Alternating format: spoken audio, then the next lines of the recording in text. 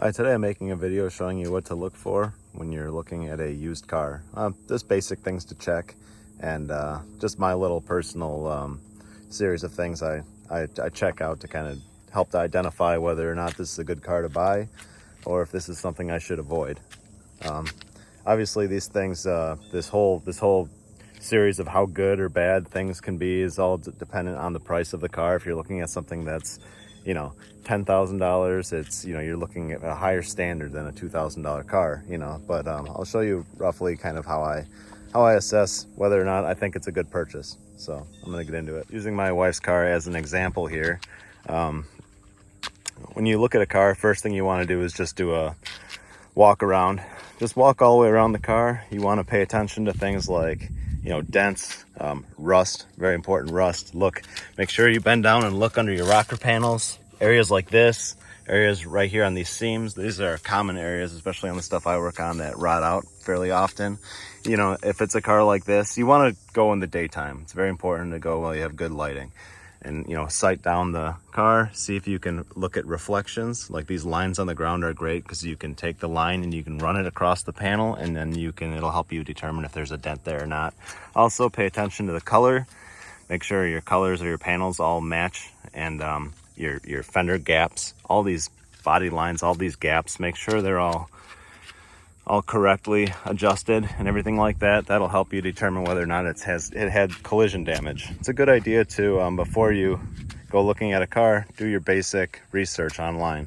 You want to do a Carfax. That's a great idea. It'll show you any collision damage that's been recorded, and it'll also tell you maintenance history and stuff like that.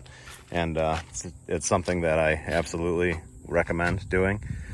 And if it does have any collision damage, pay more attention to the Carfax and not the person selling the car. The person selling the car almost always will tell you that, oh yeah, it was just a little parking lot fender bender and just the bumper cover just needed to be painted or something like that. But, they'll say they're trying to sell a car, so don't pay as much attention to that as the actual Carfax report.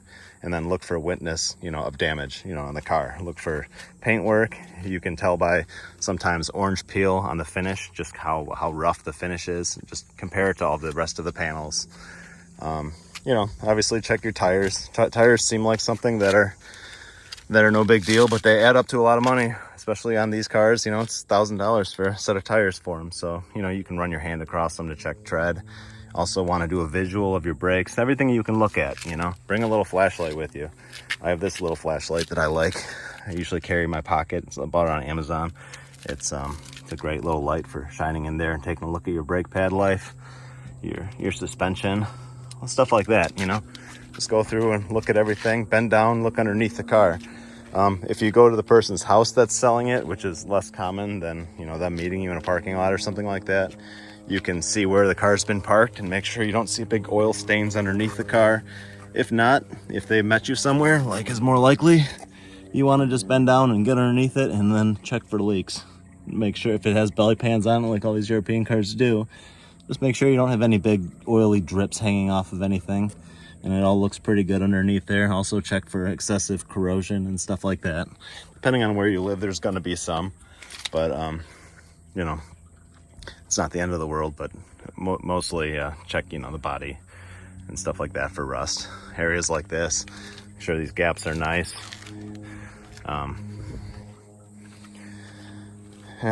Yeah, so that's just the visual checkout I do. Also, check brakes, rear, front, everything. Look at everything you possibly can. Then get inside the car, and you want to start it up. It's nice when you can start the car, do a cold start. A lot of these cars, especially cars that are prone to timing chain issues, you want to do a cold start so you can window down before you start the car, cold start it, and listen for rattles and stuff like that. A lot of times timing chain problems that haven't even set faults yet, correlation faults, you'll have a rattle on cold startup first. It's just an indication that the chain is either stretched or the timing chain tensioner is starting to fail. So listen for that. A car with a timing belt's not as big of a deal. Again, check the particular car you're looking at. Common problems, just go online and Google it. Do as much reading as you possibly can. Look at your dashboard, look for any kind of faults. Make sure you turn on all your lights. Most of these modern cars have auto check things where if you have a light out, it'll display on the instrument cluster. So, you know, with one person, it's hard to do a good light check, but, you know, make sure you just hit your brake and your reverse and have this on and check all that stuff. Very important to check your air conditioning, you know, turn it on max, and also take your blower motor and then move through your blower motor speeds. That's also a really good idea. And listen for noises. A lot of times you'll get weird rattles and vibrations and stuff like that when your blower motor is out of balance, or, you know, it has something stuck in it from the pollen filter or whatever. You know, it's pretty common. You also see that. Make sure your heat works. It's a little bit harder to check in the summer, but you'll still know whether or not you have good heat or if you have a heater core issue. That's another job that can add up to a lot of money. So that's something very important to check. Your radio, all your controls. Just go through the menu and mess with everything you possibly can inside the car. You know, check your mirrors, make sure your mirrors adjust. Play with all your windows. You also want to, before you get into the car for the drive, it's also a good idea to play with your door locks. Especially Audis and Volkswagens, they're very, very common. They have lock module issues and door latch issues. So you want to lock your car from outside, and then with the door locked, go through and make sure every handle is locked. You know, make sure your auto, your touchless door, you know, lock and unlock, all your features work correctly.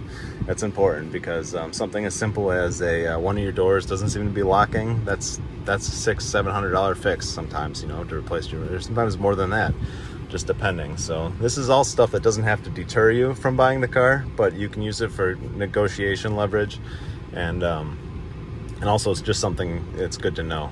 You know, it's good to have a pre-purchase inspection done at somewhere other than who's selling the car, but if you can't, then that's why I'm making this video. So just you know, pay attention to how it's idling. No engine light on. If you have a generic scan tool, it's worth plugging in and just checking engine faults if that's all you can access. You know, if you have something better and you can scan all the control modules, that's best.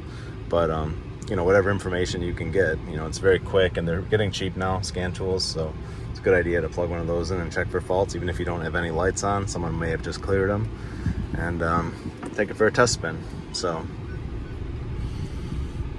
make sure your stuff like your backup camera there is working, and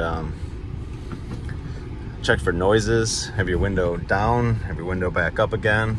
You know, go in a parking lot and cut the steering wheel all the way one way. This is a good way to check your CV joints. Cut it all the way one way, cut it all the way the other way, and listen for rotational clicking noises and stuff like that. And just pay attention to the overall feel of the car. You know, you want to you know, do a couple kind of more sudden movements too, kind of at low speed, kind of jab your brake pedal like I'm doing here. Just kind of stab your brake pedal and see if you get shifting in the front. That'll usually an indicator of bad control arm bushings or ball joints. And then start off somewhere low speed, hopefully with a lot of bumps, and you can kind of get a feel for the suspension that way. If you have something majorly wrong, you'll usually feel it on the road. So this is good to just drive the car around and get a feel for it this way. So low speed's important. If you have an opportunity to, depending on who owns the car and where you are, you may want to get it going high speed to see if you have any vibration issues, tire imbalance, bent wheels, stuff like that, since you can't lift it on a hoist normally. So that'll tell you a lot too, moving faster. And then pay attention to noises, you know, noises and vibrations and stuff like that. You want to make sure you don't have any roaring wheel bearings or loud tires or anything like that. So that's it. Just take it for a spin, pay attention to the overall feel of the car. Make sure you look up, you know, common problem areas for the car, and then try to, best you can, figure out whether it's already been addressed, if it's at high miles, or if it's something that the car doesn't have an issue with at this time. So this is a 2-liter Audi, so you know they have timing chain issues. I did the timing chain on it right around 100,000 miles, just preemptive. You know, it didn't even have any faults for it or anything like that. I just figured I'd rather not have to worry about it, put the updated stuff in it. And yeah, so that's it. You want to stay on top of things and do your research so you don't buy a car that's lemon. And yeah, that's it. Thanks for watching. If you have any questions, just leave a comment and I'll try to answer it the best I can. But thank you.